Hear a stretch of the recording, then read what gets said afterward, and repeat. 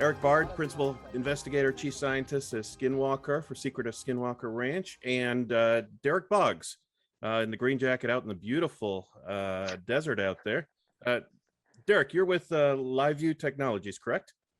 That's correct. Yes, And Duncan, we're happy to have you, and we're yeah. happy to be with you. Well, let me start out with Eric on my screen here.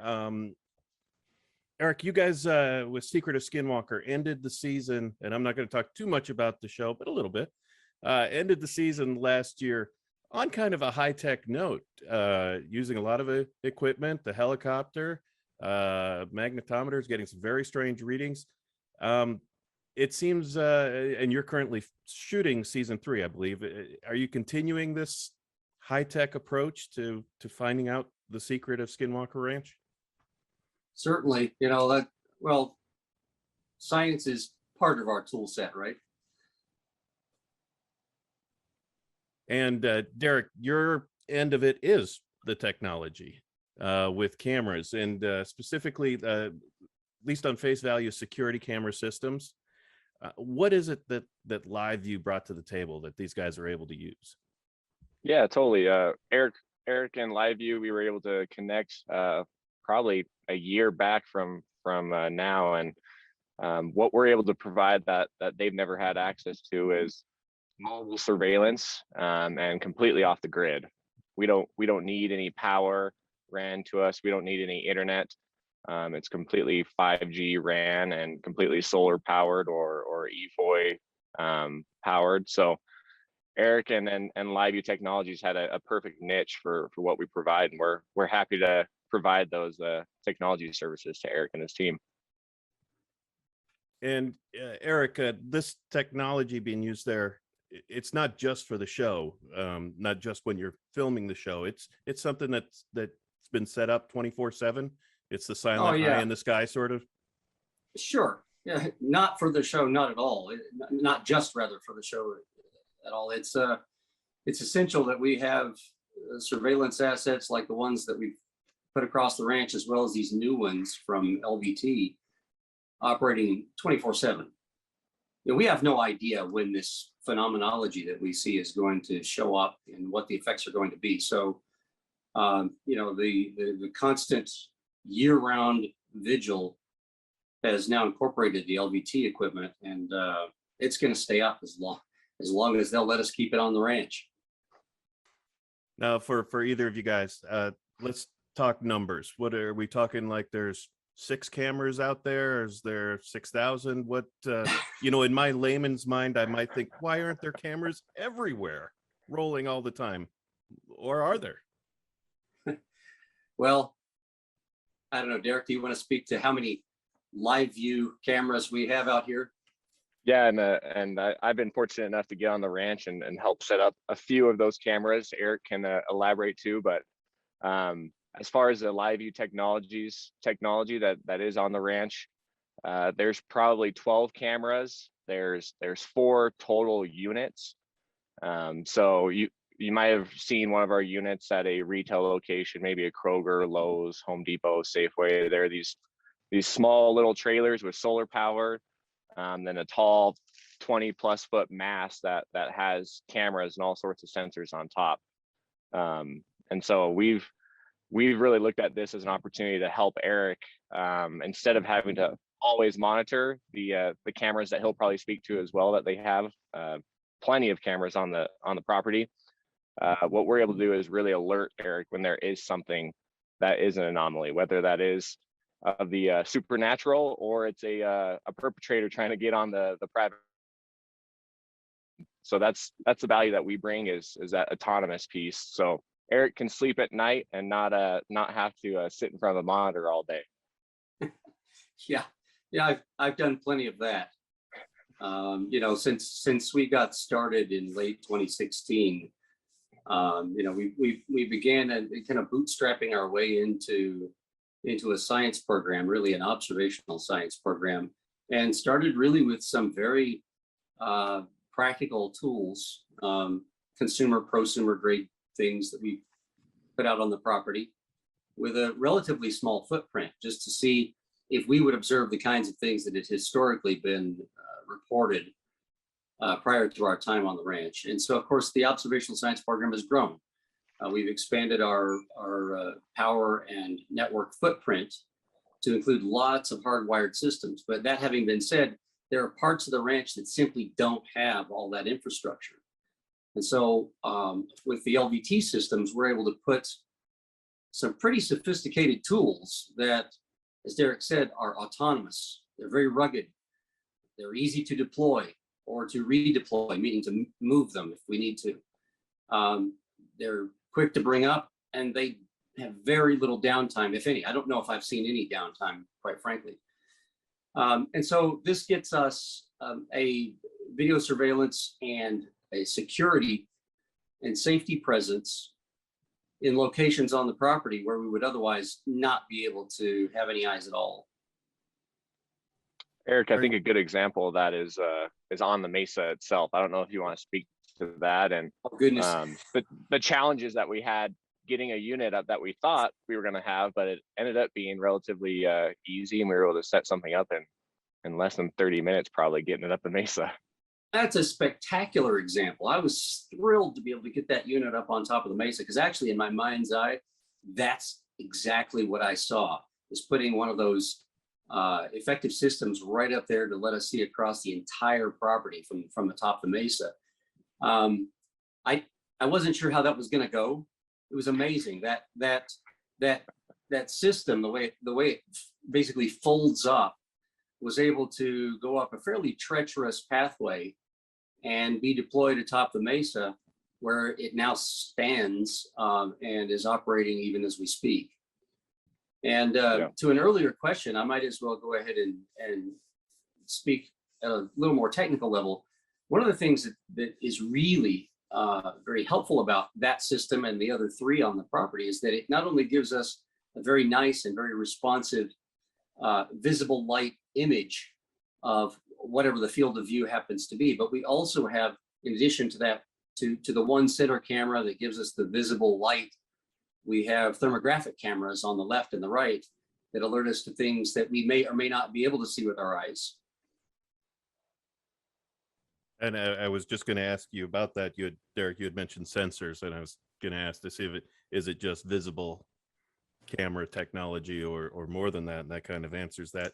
Are you able to say, Eric, if the addition of these cameras has paid off?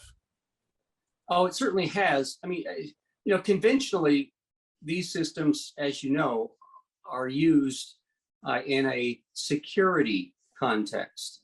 And we definitely have security issues. We have had incidents of people trespassing or coming quite close to trespassing at the perimeter of the property. And, that can be very disruptive to the work that we have ongoing here. It can also be, quite frankly, it can be dangerous. I can't say too much about the reality of the phenomenology here and the fact that sometimes there are medically relevant and traumatizing things that happen with people who are either by invitation or by perhaps trespassing come into this 512-acre property. We're still trying to figure out what is the nature of this phenomenology. We're trying to study it, both from a scientific perspective. Well, I guess I should say, we know that it's real. We know that it affects human beings and electronic devices. It affects our technology alike. And so having the systems at the 4 locations that Derek mentioned, that we have 4 of these units, having those at those 4 key locations has been very helpful in not only broadcasting to us that we have perhaps people at the perimeter, but also broadcasting to any who might be tempted to come onto the property that you're being watched. And Derek, given what Eric was saying there about the challenges with the phenomena, what did you know going into this about, I think technologically, I go back a little bit further in my life to when I needed to know some more technical things, with like shielded cables and things like that. Does that come into play with what you're doing?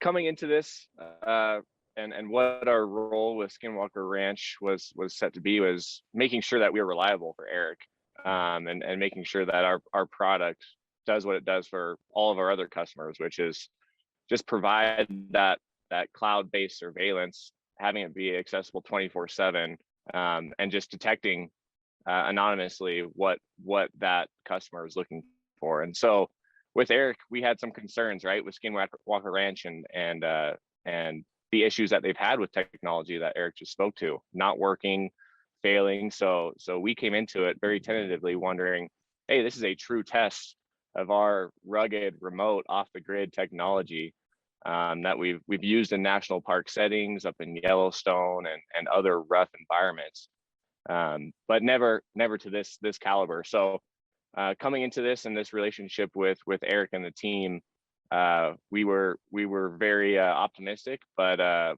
not sure if it was going to really pan out, provide Eric what the team needed. So like Eric said, I think we've been 100% reliable in terms of uptime.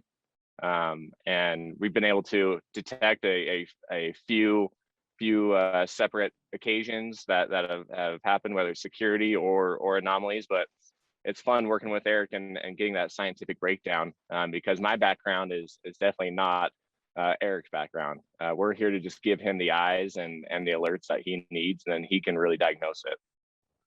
So Derek, you're also one of the relatively few people from the outside that get to go inside the ranch. And of course, it's been discussed multiple times, many different areas, that the phenomena has, it affects people in different ways. Some people don't see it at all, don't experience anything. Some people only at the ranch, and others, they have it follow them, sort of the hitchhiker syndrome or whatever you may call it. Your story, have you experienced anything? Did you feel anything? Have you had any experiences after leaving the ranch? Yeah, good question. Personally, I really haven't had any follower syndrome at the ranch.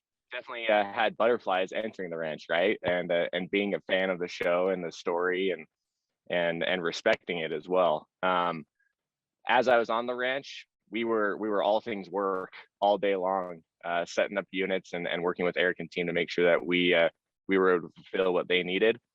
But as I poked my head around and stopped and took a look at the ranch, honestly, it was just a beautiful property. Very similar to the backdrop here. You have beautiful mesas and beautiful farmland around. Luckily, I didn't have anything weird happen to me physically or psychologically, but definitely something that I respect, and what the team at Skinwalker, the scientific research that they're providing, and I think we're all attuned to with the show. All the respect there, but luckily nothing firsthand, which I'm okay with. That's what I hear from a lot of people, including George, my partner in this.